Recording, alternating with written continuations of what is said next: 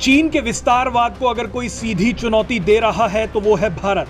भारत को अब एक ऐसी सफलता मिली है जिसने हिंद महासागर में आगे बढ़ रहे चीन को पीछे धकेल दिया है। भारत ने चीन को बड़ा झटका देते हुए श्रीलंका में $70 करोड़ का टर्मिनल समझौता कर लिया है। माना जा रहा है कि भारत ने श्रीलंका में चीन के बढ़ते प्रभाव को जवाब देने के लिए यह समझौता किया है। श्रीलंका पोर्ट्स अथॉरिटी और भारत के अडानी समूह के बीच एक बड़ा समझौता हुआ है। अडानी ग्रुप अब श्रीलंका में रणनीतिक रूप से बेहद महत्वपूर्ण कोलंबो पोर्ट को बनाएगा और उसका संचालन भी करेगा। भारत का यह नया पोर्ट कोलंबो में चीन के बनाए बंदरगाह के पास होगा। श्रीलंका पोर्ट्स ने एक बयान जारी करके कहा है कि यह समझौता श्रीलंका के बंदरगाह सेक्टर में अब तक का सबसे बड़ा विदेशी निवेश है। इसमें कहा गया है कि अडानी ग्रुप इस बंदरगाह को स्थानीय कंपनी जॉन कील्स के साथ मिलकर बनाएगा।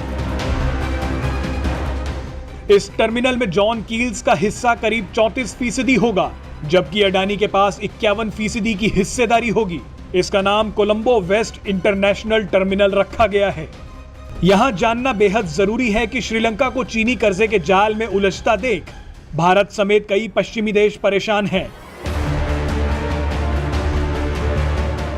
दरअसल इन देशों को डर है कि कहीं चीन अपना कर्ज लेने की एवज में पूरे श्रीलंका पर कब्जा न कर ले। ऐसी स्थिति में हिंद महासागर में चीन को बड़ी ताकत मिल जाएगी। आपको बता दें कि चीन भारत को चारों तरफ से घेरने की कोशिश में लगा हुआ है। चीन भारत को अपने खतरनाक स्ट्रिंग ऑफ पर्ल्स के बीच में घेरना चाहता है। स्ट्रिंग ऑफ पर्ल्स हिंद महासागर क्षेत्र में चीन की वो घेराबंदी है जिसे वो भारत के खिलाफ तैयार कर रहा है। भारत के करीब इस समय चीन ने पाकिस्तान के ग्वादर, श्रीलंका के हम्बनटोटा, बंगाल की खाड़ी में सितत्वे और म्यांमार से लेकर जिबूती और मालदीव तक अपने सैन्य अड्डे लगभग बना लिए हैं। चीन के स्ट्रिंग ऑफ पर्ल्स में श्रीलंका सबसे महत्वपूर्ण कड़ी है, क्योंकि वहां से भारत और पूरे हिंद महासागर पर आसानी से नजर रखी जा सकती है। लेकिन अब भारत के कोलंबो पोर्ट में आने के बाद चीन को बड़ा झटका लगा है। भारत की श्रीलंका में अब ये मौजूदगी दोनों ही देशों के लिए बेहद जरूरी है। भारत और श्रीलंका के बीच हुए इस समझौते से श्रीलंका की निर्भरता चीन पर काफी कम हो जाएगी। आप ये जानकर हैरान हो जाएंगे कि चीन ने किस तरह से श्रीलंका को बर्बाद कर दिया है। श्रीलंका इस समय चीन के भारी कर्जे में डूबा हुआ है। इस कर्जे को चुकाते चुकाते श्रीलंका का विदेशी मुद्रा भंडार भी न्यूनतम स्तर पर आ गया है।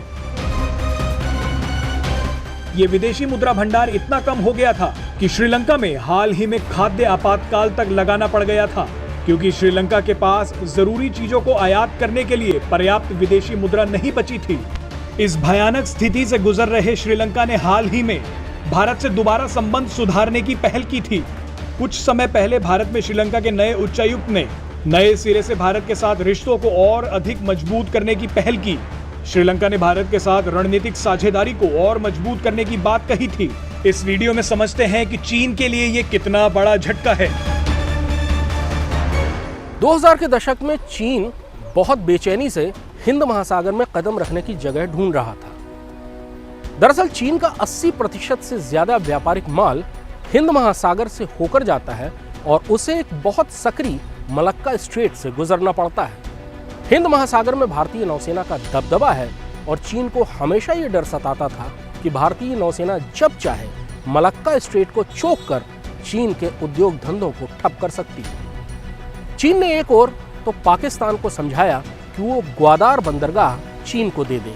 ग्वादार बंदरगाह के जरिए चीन बगैर हिंद महासागर में आए अपना माल सड़क और रेल के रास्ते सीधे चीन ले जा सकता है। दूसरा, उसने श्रीलंका को समझाया कि वो हम्बनटोटा बंदरगाह की मरम्मत और निर्माण का काम चीनी कंपनियों को दे दे। इसके बाद चीन ने अपनी खास अंदाज में श्रीलंका को अपने कर्ज के जाल में फंसाना शुरू कर दिया। पुराना कर्ज उतारने के लिए नए कर्ज दिए गए और आखिरकार एक स्थिति ऐसी आई जब कर्ज के बदले चीन ने हम्बनटोटा बंदरगाह 99 साल के लिए लीज पर ले लिया। ये भारत के लिए बहुत बड़ा संकट था। भारत ने चाल पर चाल चलते हुए नए बंदरगाह की एक योजना बना ली है जो कि श्रीलंका में है। यानी अगर चीन का बंदरगाह श्रीलंका में है तो उससे कुछ ही दूरी पर भारत का भी एक बंदरगाह श्रीलंका में है। दूसरी तरफ चीन के व्यवहार को लेकर श्रीलंका में भारी नाराजगी है। ये नाराजगी वहां के सैनिक अफसरों में भी है, वहां के नेताओं में भी है और वहां की आम जनता में भी है। लेकिन दूसरी तरफ श्रीलंका से भारत के सदियों पुराने सांस्कृतिक और धार्मिक संबंध रहे हैं। श्रीलंका सेना के अधिकारी भारतीय सेना इंस्टीट्यूट्स में ट्रेनिंग लेते हैं। हर साल हजारों लाखों श्रीलंकाई तीर्थयात्री भारत में तीर्थ के लिए आते हैं। यानी भारत ने न केवल हम्बनटोटा बंदरगाह के पास अपना एक बंदरगाह बना लिया है, बल्कि जन भावनाओं को देखें तो श्रीलंका में चीन के मुकाबले भारत अब बेहतर स्थिति में पहुंच गया है।